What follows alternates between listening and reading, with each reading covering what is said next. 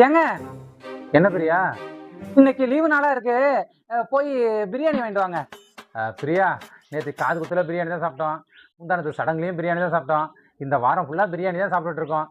இன்னைக்கு பிரியாணி வேணாம் பிரியா. நீங்க சொல்றதும் சரிதாங்க. பிரியாணி சாப்பிட்டு சாப்பிட்டு அழுத்து போயிட்டு தான். நான் என்ன எனக்காகவா கேட்குறேன்? புள்ளைக்காக தான் கேட்குறேன். புள்ள பிரியாணி சாப்பிட மாட்டான். பிள்ளைக்காகவா? இரு, நான் அவன்கிட்ட கேட்குறேன். தங்கமவனே, ஏப்பா கூப்பிட்ட? இப்போ உனக்கு பிரியாணி வேணுமாடா? பிரியாணியா? எனக்கு பிரியாணி வேணாம்ப்பா. இந்த வாரம் ஃபுல்லா பிரியாணி சாப்பிட்டு சாப்பிட்டு அழுத்து போயிட்டுப்பா. எனக்கு பிரியாணி வேணாம்ப்பா. வேணாமா? சரி, நீ போ. பிரியா, பிள்ளைக்கும் பிரியாணி வேணாமா? நீ போய் சாம்பார் செய். சரிங்க, புள்ளையே வேணாம்னு சொல்லிட்டான். நான் போய் சாம்பாரே வைக்கிறேன். தங்கமவனே, என்னம்மா?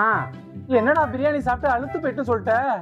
இப்போ எனக்கு பிரியாணி பிடிக்கலம்மா, அதுக்காக தான் வேணான்னு சொன்னேன்.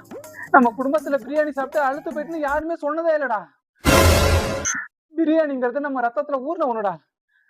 இனிமே தயவு செஞ்சு பிரியாணி சாப்பிட்டு அழுத்து போயிட்டுன்னு சொல்லாத. ஓ, அப்பாட சொல்லி பிரியாணி வேண்டாம் சொல்லு. அம்மா, எனக்கு பிரியாணி வேணாம்மா, சொன்ன கேளுமா. டேய் தங்கமோனே, உனக்காக இல்லைனாலும் எனக்காக பிரியாணி வேண்டாம் சொல்றா. என்னால பிரியாணி சாப்பிடாம இருக்க முடியாதுடா. சரிம்மா, நான் அப்பாட்ட சொல்லி வாங்கிட்டு வர சொல்றேன். பிரியாணி எனக்குன்னு சொல்லி கேட்காத, உனக்குன்னு சொல்லி கேளு. அம்மா, அப்பா வந்துட்டாருமா.